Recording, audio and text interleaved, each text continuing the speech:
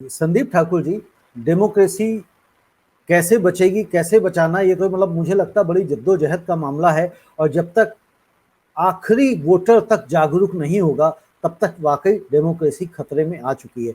लेकिन जिस तरह से हम बात कर रहे थे, जैसे आपने मुद्दा उठाया, बात करी, और हमने आज इसका टॉपिक भी रखा था कि उत्तर प्रदेश में चुनाव का बिगुल कल बजा दिया गया। जितिन प्रसाद को, कांग्रेस के जो नेता थे, उनको भाजपा में शामिल करा के।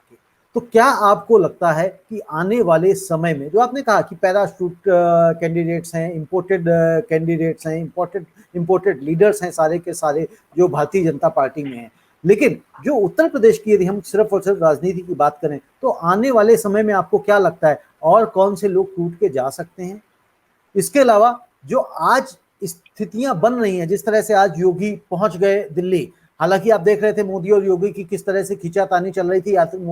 योगी सरकार ने ट्विटर से जो उनका पोस्टर होता है, हेडर, वहां से मोदी की फोटो तक हटा दी थी। अब आपको क्या लगता है कि आज इनकी कुछ आपसी सहमति बनेगी या इसी तरह की नोक झोंक चलती रहेगी, और जो पार्टी को और इसका नुकसान, इसका खामियाजा उत्तर प्रदेश में भुगतना पड़ेगा जनता के जो मुद्दे हैं उसके अलावा? रविंद्र जी, पहले दिल्ली लखनऊ गया और अब लखनऊ दिल्ली आया है। तो दिल्ली और लखनऊ का जो ये सफर है, ये यूं ही तो नहीं हो रहा। जहां तक मेरे सूत्र बताते हैं कि पिछले हफ्ते आरएसएस की बैठक हुई थी। उस बैठक में मोहन भागवत जी और होसबोले जी और अन्य पदाधिकारी भी मौजूद थे, और उसमें यह फैसला लिया गया कि उत्तर प्रदेश का चुनाव योगी आदित्यनाथ के ही नेतृत्व में लड़ा जाएगा जी। एक दूसरा, उत्तर प्रदेश के चुनाव में इस बार मोदी जी का चेहरा इस्तेमाल नहीं होगा। और तीसरा, कि जितनी भी प्रचार सामग्री है उत्तर प्रदेश में चुनाव को लेकर जो तैयार होगी या बनाई जाएगी, उसमें मोदी जी की का फेस का प्रयोग भाजपा नहीं करेगी। अब आप सोचिए कि कितना बड़ा फैसला है। अब इस फैसले के बाद ये कहना, कुछ भी कहना जो है, वो मुझे लगता नहीं उसकी जरूरत है। और जहां तक योगी और मोदी जी की बात है, तो राजनीति को लेकर दोनों में टसल तो जबरदस्त है, और उसी को पैचअप करने का ये प्रयास किया जा रहा है। और टसल जो है दोनों में, जो ठनी है, वो ठनी है एक आईएएस अधिकारी को लेकर।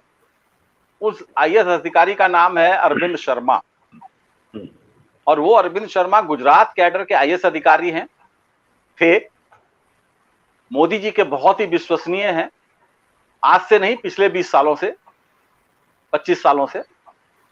और वो यहाँ पे केंद्र में अधिकारी थे, उनको रिजाइन करवाया गया, रिजाइन करा के उनको उत्तर प्रदेश भेजा गया।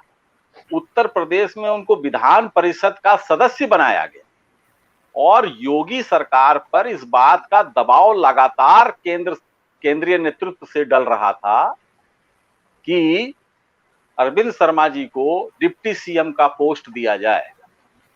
लेकिन योगी आदित्यनाथ अड़ गए।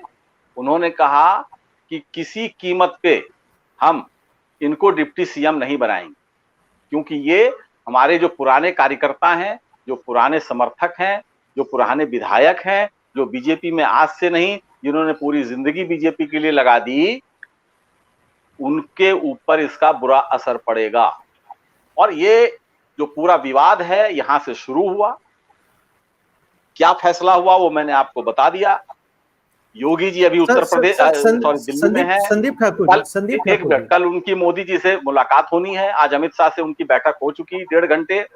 वो एक किताब के विमोचन के बहाने गए थे, और उस किताब का नाम जो है वो शायद कोरोना का काल से उपजा संकट या इस टाइप का कुछ था। तो कोरोना को अगर आप हटा दीजिए तो संकट उपजा संकट जो है वो लेके गए थे, और उन्होंने कहा कि वे प्रभु इस संकट को आप या तो हल कीजिए या हमें करने दीजिए जैसे मैं करना चाहता हूं। कल मोदी जी से मुलाकात है, देखिए क्या आउटकम निकल के सामने आता है।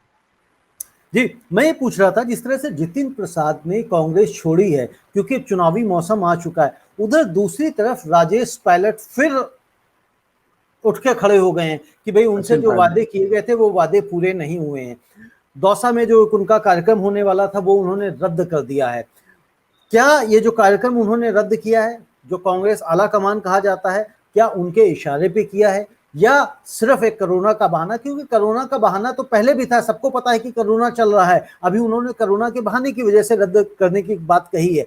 लेकिन क्या ये कहीं उनका जो आला कमान कहते हैं ये लोग कि उसका इशारा है कि कांग्रेस आला कमान के इशारे की वजह से रद्द हुआ, या आपको लगता है जिस तरह से ज्योतिरादित्य सिंधिया गए, जिस तरह से जितिन प्रसाद गए, उसी तरह से कल ये जो हमारे सज्जन हैं सचिन पायलट जी ये भी जा सकते हैं?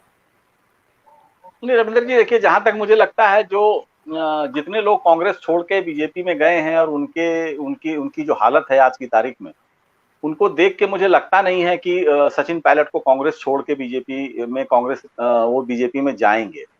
जहां तक जितिन प्रसाद की बात है, तो जितिन प्रसाद कभी भी ग्रास रूट लेवल के नेता नहीं रहे। वो 2 चुनाव बुरी तरीके से हार चुके हैं और वो कहने को, चूंकि बीजेपी इसके पीछे जो नैरेटिव गढ़ा जा रहा है वो ये गढ़ा जा रहा है कि वो ब्राह्मण है और ब्राह्मण का चेहरा जो है वो उसको उत्तर प्रदेश में बीजेपी बनाना चाहती है। लेकिन सवाल ये है कि जितिन प्रसाद को ब्राह्मण का चेहरा बना के करेगी क्या, जब उनका ग्रास रूट लेवल पे कोई पकड़ ही नहीं है, उनके फॉलोअर्स ही नहीं है, तो क्या करेगी उसको चेहरा बना के बीजेपी?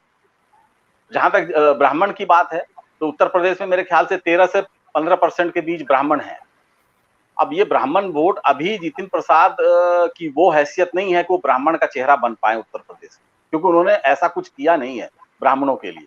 इवन की उनका जो परिवार है, हालांकि उनका जातीय मामला है, लेगेसी जो है जितेंद्र प्रसाद की उसे ही आगे बढ़ा रहे हैं और कुछ नहीं है, थोड़ा बहुत देखिए, आप बहुत ज्यादा लेगेसी को नहीं बढ़ा सकते क्योंकि अब उनके पिताजी रहे नहीं, है ना। अब जैसे रामविलास पासवान है, तो रामविलास पासवान की लेगेसी को चिराग पासवान बहुत लंबे समय तक कैश नहीं कर सकते जब तक आप कुछ ना करें बिहार के लिए, क्योंकि जब तक वो थे तब तक थे। जी।